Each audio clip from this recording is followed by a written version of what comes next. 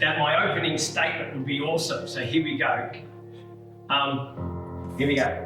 Because again, part of our sport and us as parents, things have changed since we were kids.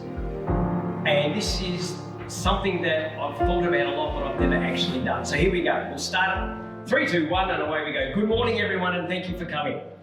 Our discussion today is being held on the lands of the Wurundjeri people, and I wish to acknowledge them as traditional owners. I would also like to pay my respects to their elders, past, present, and emerging. The point of today is to provide you all with a variety of experiences from parents who have travelled the road you are about to embark upon or are currently on and wondering what the hell you have gotten yourself into. Today we are talking about ways in which a parent can be a positive influence and supporter of not only their child, but of others in sport and indeed life in general. The reason I am talking to you today is because when I discovered competitive cycling, my parents sat me down and we set out some rules. The first one is that we were going to do it while it was fun, and when the fun was over, that we just simply put the bike in the shed and we move on to something else. And that's why I'm here today talking to you, because it did stop being fun for a while, and we did just put the bike in the shed. And then when I wanted to have fun again, I picked out my bike and off I went.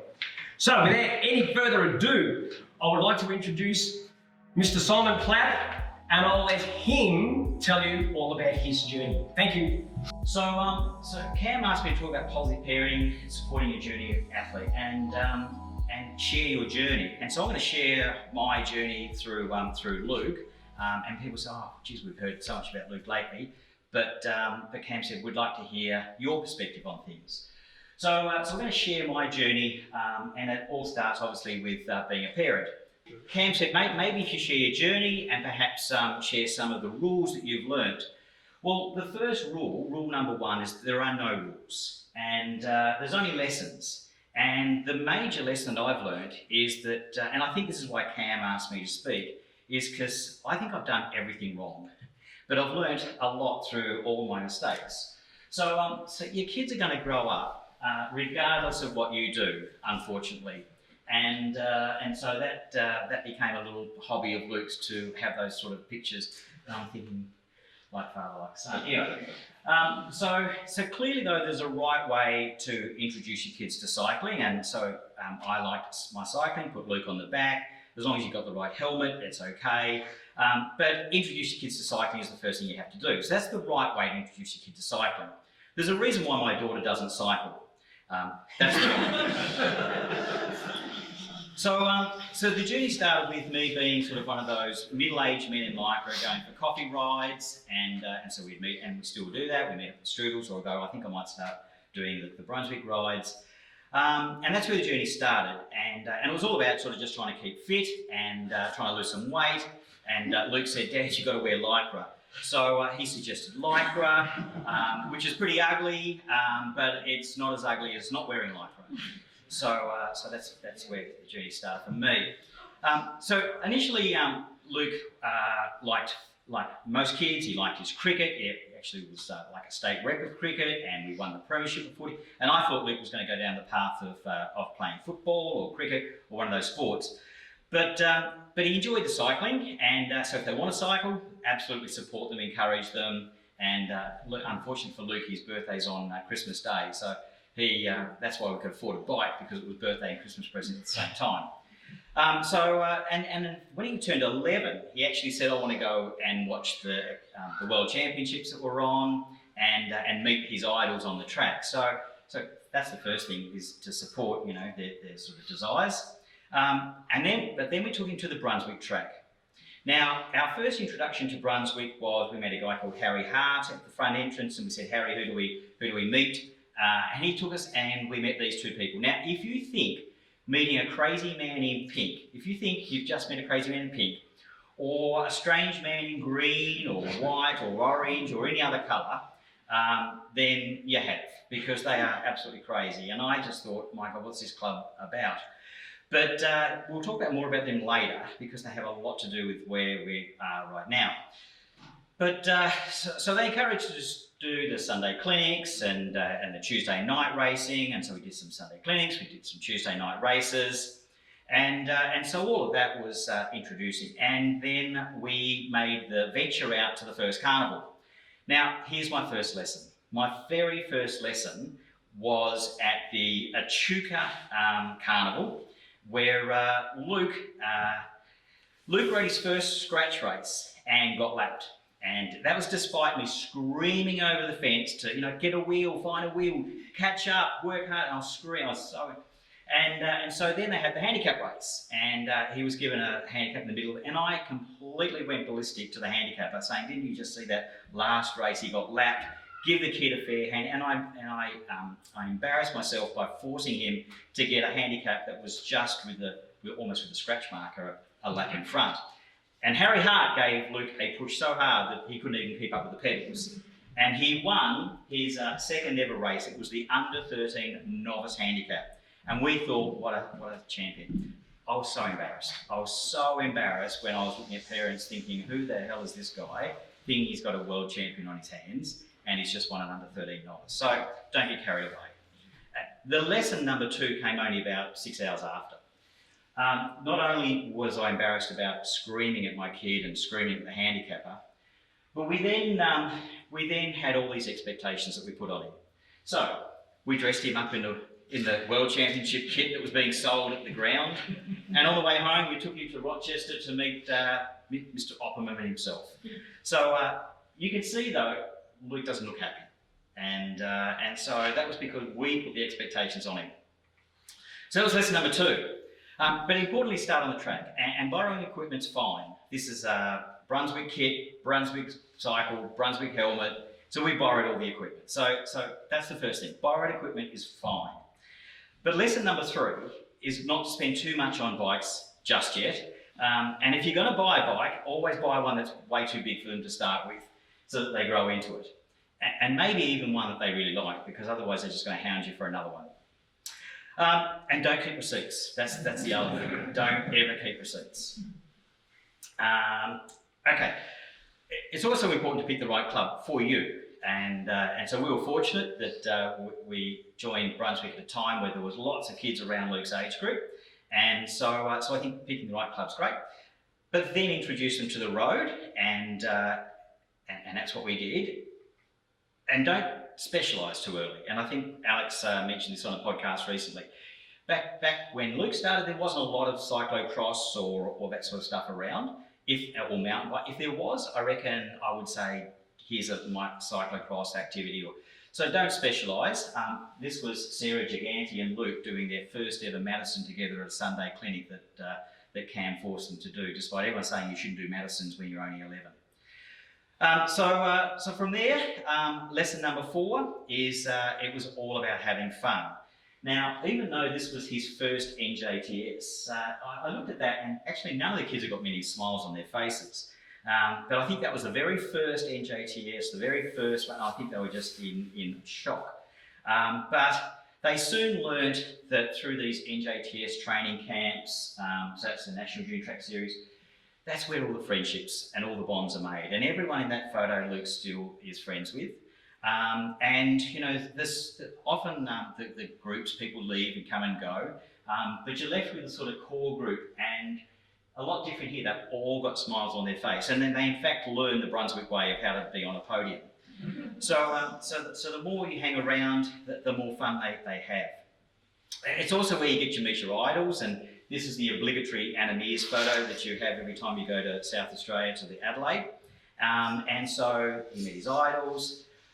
He met these two, Scott McGrory and Lee Howard, at a Madison training clinic. Nathan and Luke went to this. Not many people turned up, so they got a lot of attention on them, and a month later they did their first Madison together. But you develop lifelong friends, and as much as Luke will remember all about his sort of cycling highlights, if you ask him what he enjoyed, and I did, I said, what's the thing I have to emphasise the most? And he says that it's the friends, and so the friendships are the things that become lifelong. And if you get an opportunity to go to Casterton on the bus, don't turn that opportunity These lifelong friends now, he came back for his 18th birthday recently, and it was all the Brunswick crew at his 18th birthday. So that was the first message. It's about keeping things fun, and the guy at the back there does it better than anyone else. He'll turn a boring roller session into something that's pretty fun. You don't need to spend too much money on coaches and bikes at the start. There's plenty of information that you'll get at your local clubs. There's plenty of people willing to give you stuff without paying a lot of money, and all you have to do is bring a pad and a pen and write down everything that's on Cam's whiteboard, and you'll get lessons for life. Because you're going to spend enough money later on. If they transition from juniors to seniors, you're going to end up spending a lot of money somewhere. So my suggestion is, I don't think you need to pay a lot of money as a 13-year-old on a coach. So what was the turning point for Luke? Well, certainly there were plenty of forks in the road, and so the turning point. Well, he went to Canberra in May 2017 for a time trial that he'd been training for, and 400 metres before the finish line, his chain broke, and he had to push his bike for the last 400 metres after driving to Canberra for 6 hours, and then that was his last 400 metres, and that's the image that I saw as he was coming over the finish line, and I was just gutted. But he got to the finish line and threw his bike down and started crying, and all he was saying was, "Sorry, I'm sorry, Dad, I let you down." And that for me was a pretty emotional moment, because all of a sudden I felt like my son was riding for me and not for him. And so lesson number 5 is never be disappointed in them, be proud, but you can be disappointed for them. And I was gutted. I cried that night with him because I saw how much that meant to him. And so that was a lesson I learned later on as well, because they're not going to win lots of races. So it's important not to have these expectations and seem like you're disappointed in them, but certainly be disappointed for them. Be happy for them, be disappointed for them. So was that the turning point? Well, it actually wasn't the turning point. The next day he had a road race, and after sort of getting himself back together and thinking, okay, I'll do better in the road race, he crashed, and he broke his collarbone, and so this was the turning point. Because on the way home, on the drive home, and later on in life, what you'll realise is that injuries give you time to rest, and it gives you time to reset some goals. And on the drive home, he said, "Dad, I want to win the World Championships." And this is driving 6 hours with broken collar. He said, "I want to win the World Time Trial Championships," which surprised me at the time, but that's it.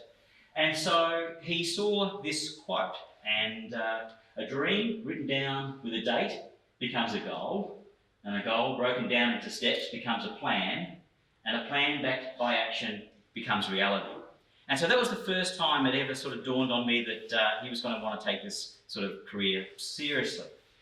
So he came back, and despite all those disappointments, I think Dave offered to cut up his licence and said it's not about sort of going to every event at the moment, it's about having fun.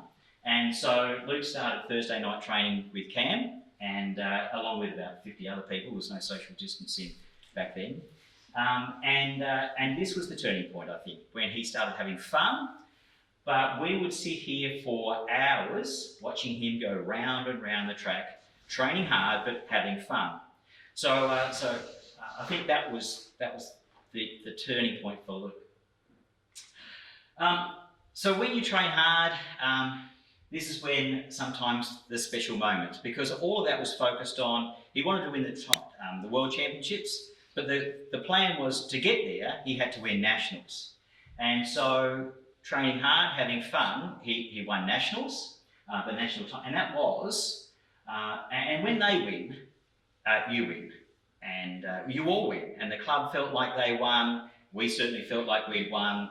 And this is a really special moment that has been shared sort of with Brunswick before, because the day that he won the national, he was riding for a team, and they were supposed to have a team dinner in Ballarat that night, and they'd all sort of laid out, and Luke said, "I'm sorry, I can't come to the dinner. I know you're having the dinner for me, but I've got more important people to go back and see back at the Thursday night club rooms." And so he forego the dinner and came back, and because he wanted to share it with his mate.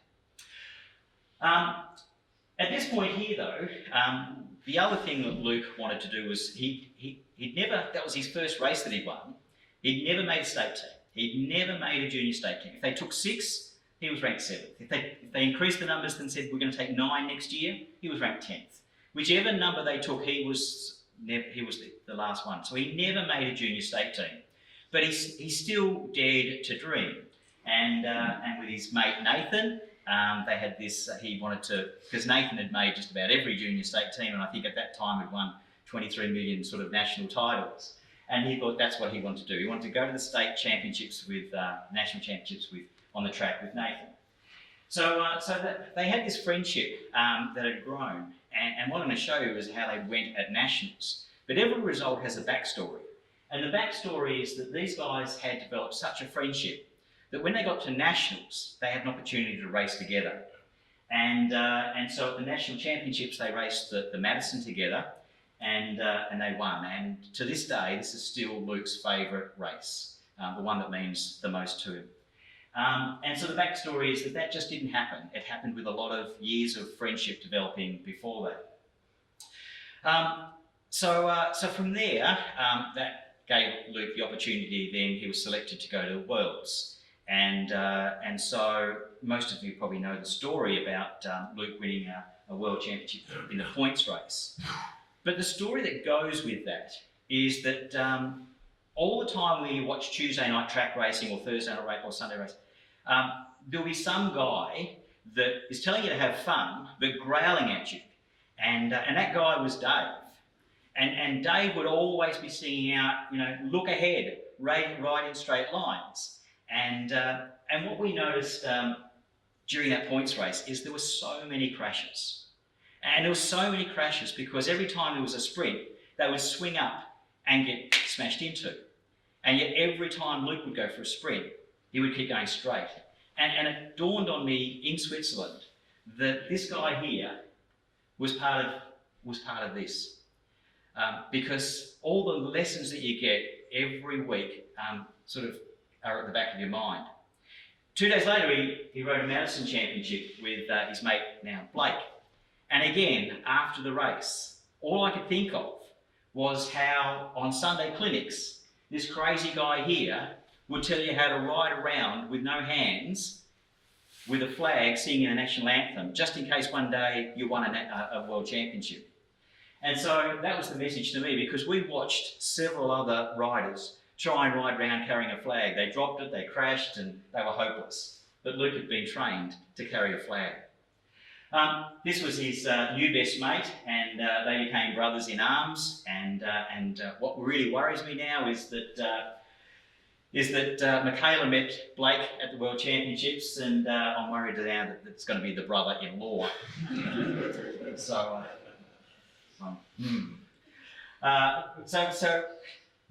the other thing that we learned at the World Champ in Switzerland was that what made it so much more special was that the journey is best shared with Brunswick family, and we had a number of parents that were over there that actually travelled from places in Europe to come and watch and have dinner with us. And we even had sort of Nick Abels, one of Luke's sort of first idols, who came down from Germany to watch it.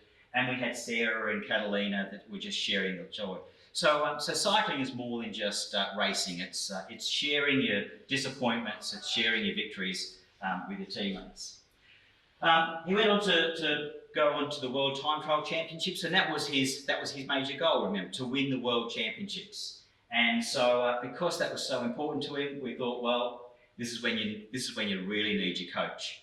So we had Cam there, and I think Gabe took a screenshot from the actual championships, and here's Cam dressed in board shorts with an Australian flag, not where everyone else was, but where he thought the most important part of the whole circuit was, to be able to just give him that 1 second of encouragement that might lift him to win the World Championship.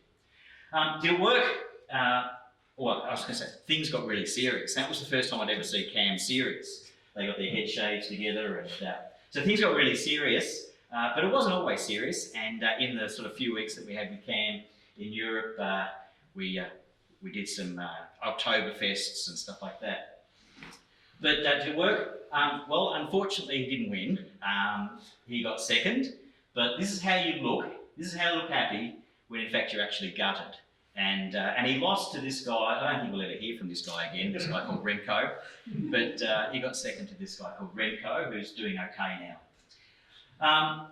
So what's next? I'm running out of time. What's next? Hopefully we'll have other journeys to talk about next year, 2021, and hopefully that will be another journey that we can share.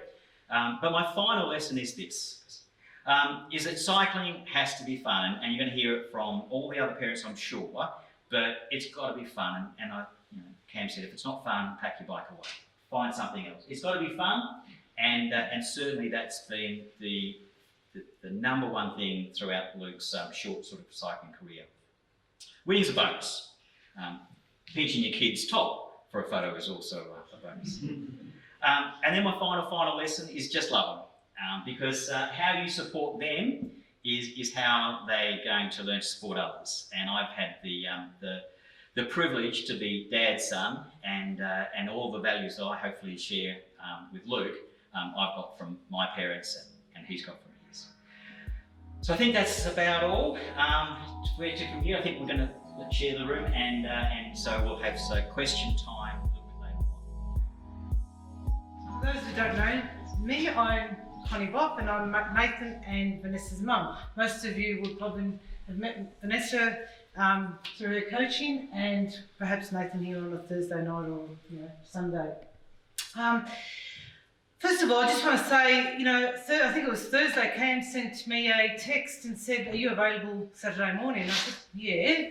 And within minutes, I agreed to present here today, and by the time I got home and opened up Facebook, it was already advertised. So it was very quick, and I put this together. But what I do want to say, just listening to Simon, that was awesome, was that the journeys are very similar. And, it is that we are here as part of a family, and we're very privileged to be part of the Brunswick Cycling Club, because it's right here where we started the journey as parents with our children. But we go a little bit beyond that, where, hang on. My father, who was a cyclist, Mario Giramondo, and I'll talk a little bit about him shortly, but my brother also started here over 50 years ago as a junior cyclist when he was only 12. So, being the daughter of Mario, who, won multiple Melbourne to Warner Balls, and growing up in a cycling family, and having a brother who was a cyclist, and then marrying a cyclist, I think the kids had no choice.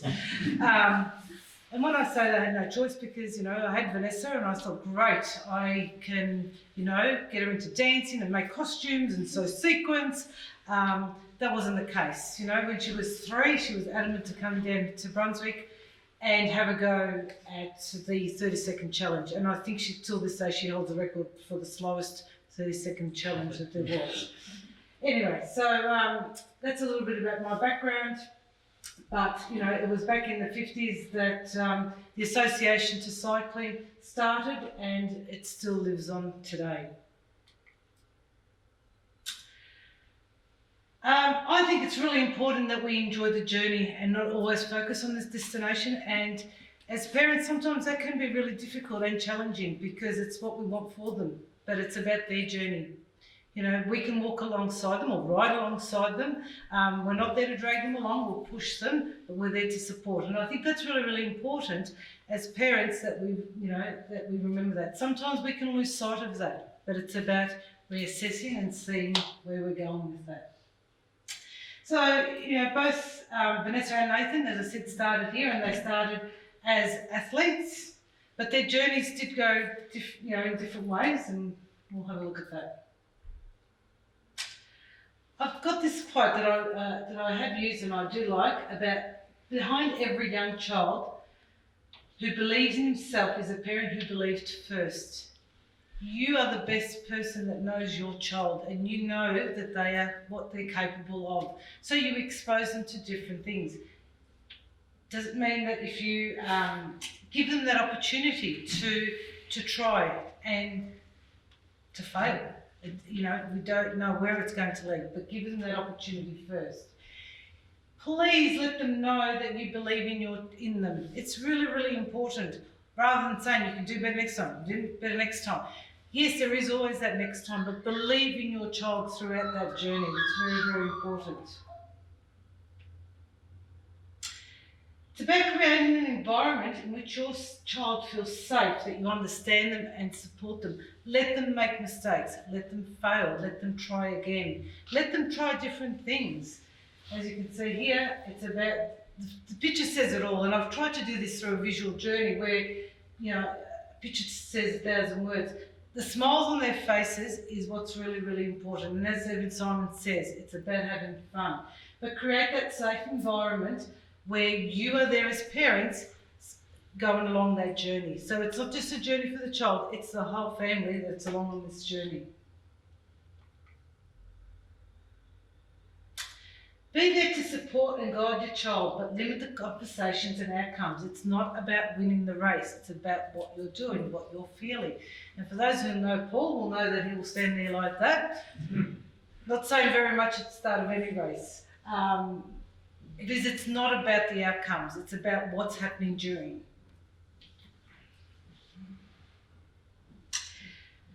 As Simon said, it's not about under 13 having coaches and whatnot. Some people do, and that's okay. But in our situation, Nathan was very lucky to have his sister there. However, didn't always listen to his sister. But it's really important that you work, if you do have a coach, work with your coach. It's building that relationship with your coach and building the trust in that they are doing the right thing for your child. You might not agree with them all the time, but listen to them and build that relationship. Socialise with other parents, as Simon says, and it's really interesting because a lot of our talk this morning aligns. It's really important that you build that network with other parents because you will spend most of your weekends and weeknights at the bites. So they do become part of your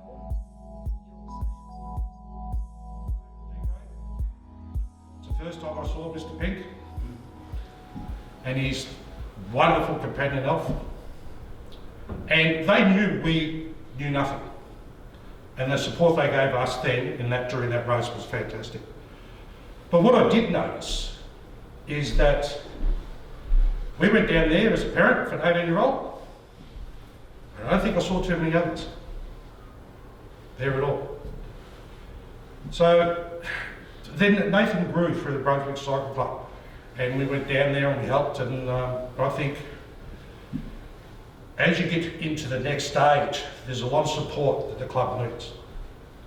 And the support out of the road races and the clubs, because I remember races where I would be doing one corner, my wife would be doing the other corner, and then I would drive the car around to the next corner because there was no one to do corners.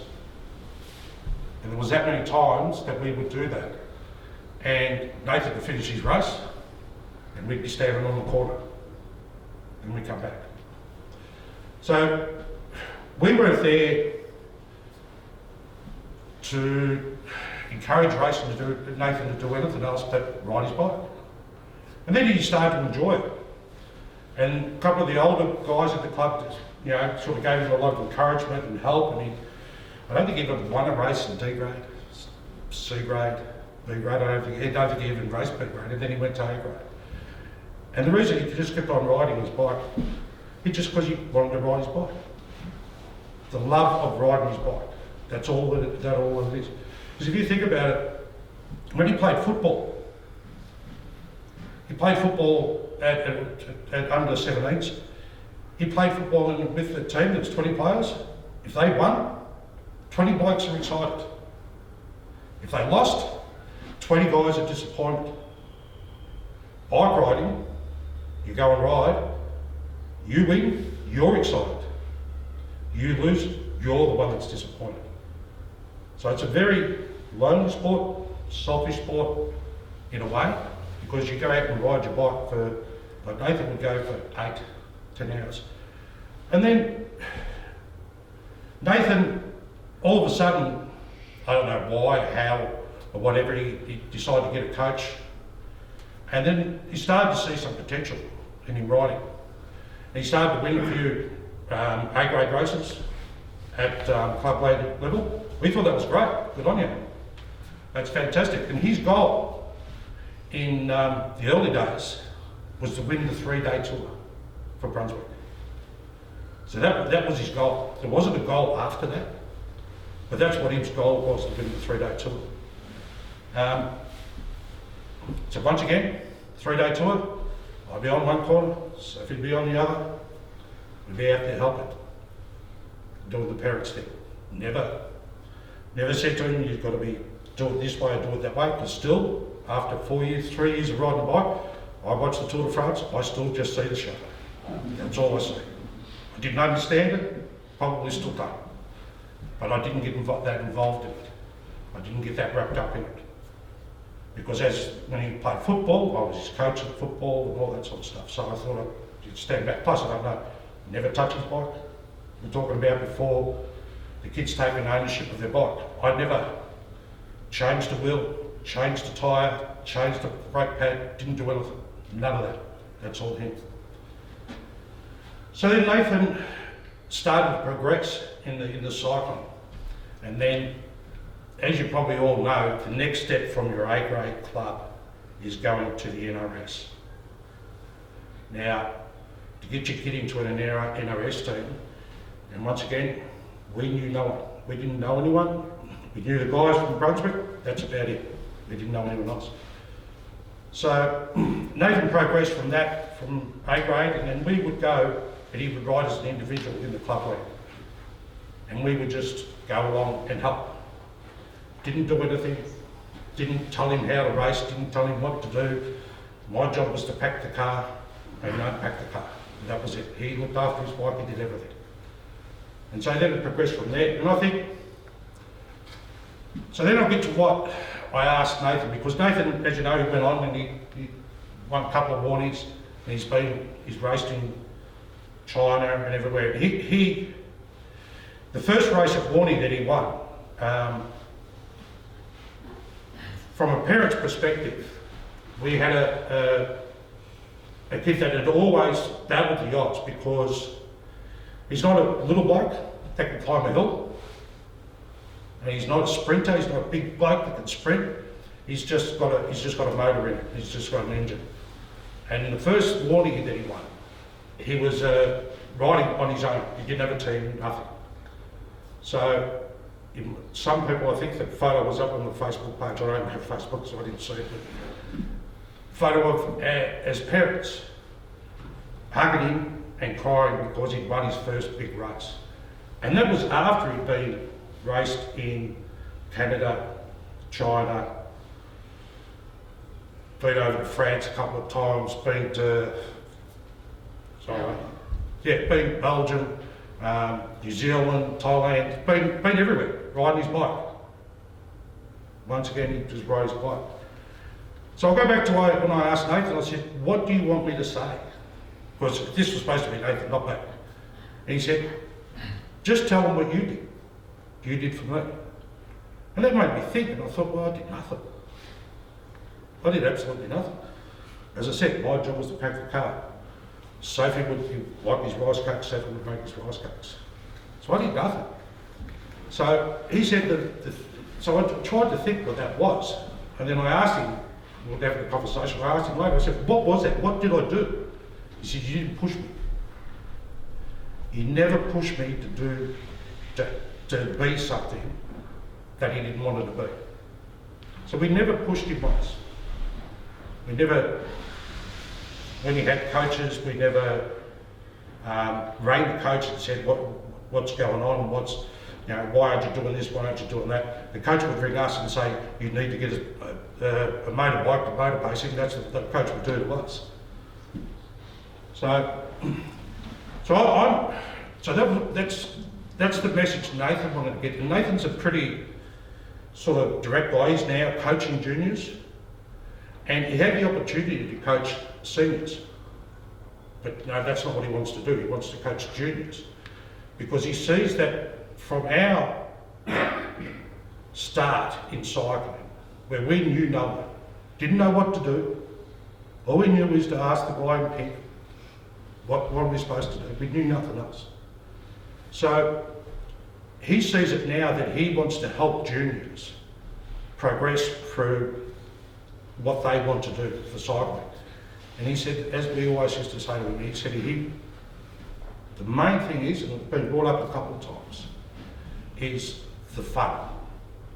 Every day, every race that Nathan would have, I would say to him at the start, have fun. Sophie would say, have fun, stay safe.